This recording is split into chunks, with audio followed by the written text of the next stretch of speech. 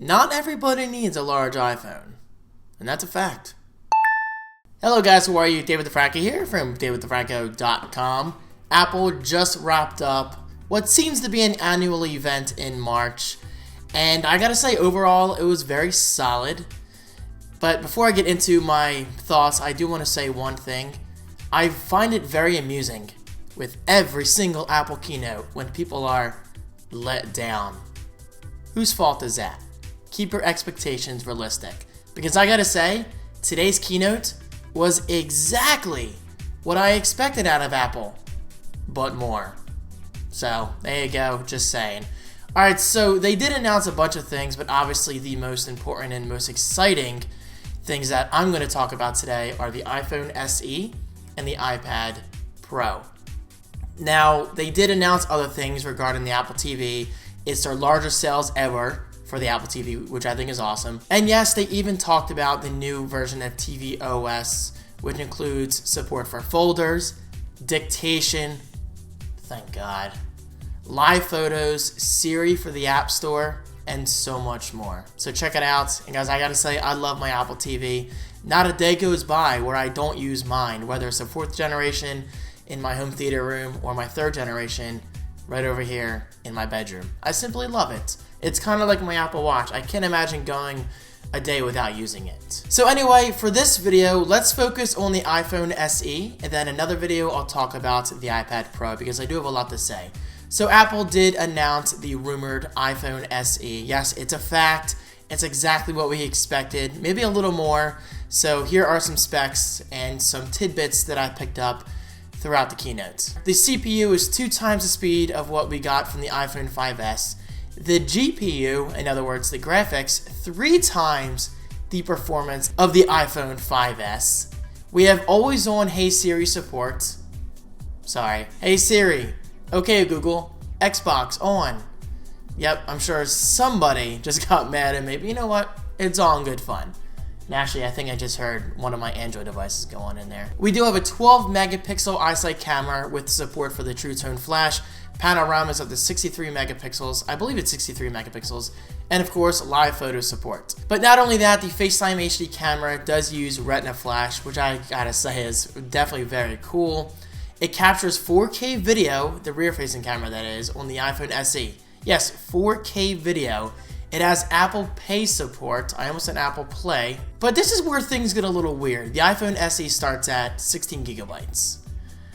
Apple, why do you love 16 gigabytes so much? Just give us 32 gigabytes at the bare minimum.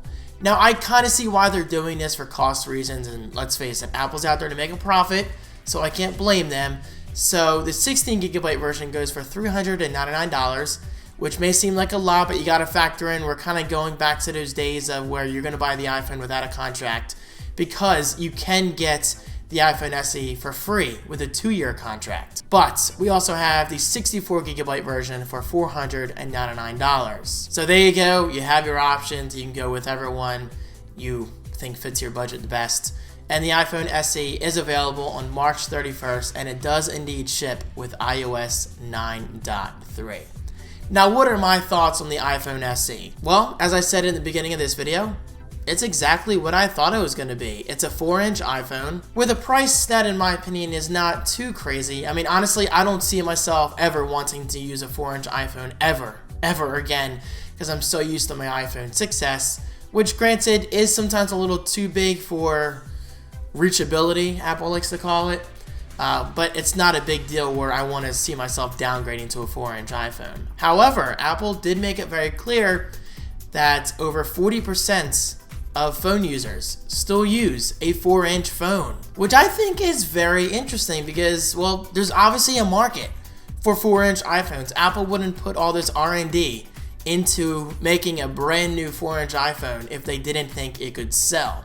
So just because a 4-inch iPhone may be small to you and myself, that doesn't mean it's small to other people. For instance, this past weekend was my sister's bridal shower, and I couldn't help but notice there were actually at least 2 or 3 4-inch iPhones in that house, which I think is quite interesting. So perhaps Apple will sell millions of the iPhone SE. So guys, there you go. Those are my thoughts on the iPhone SE. Now obviously there's only so much I can say because I've not used it myself. The days of judging products before using them myself are over.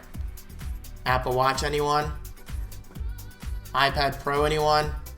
Smart keyboard anyone? I have learned my lesson. Do not judge a product until you use it yourself and you actually work it into your daily life.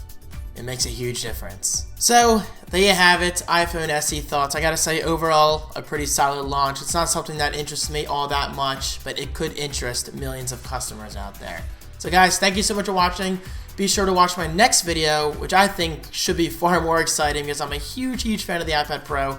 And well, that's all about the new 9.7-inch iPad Pro. You can check out that video right below. Thanks for watching.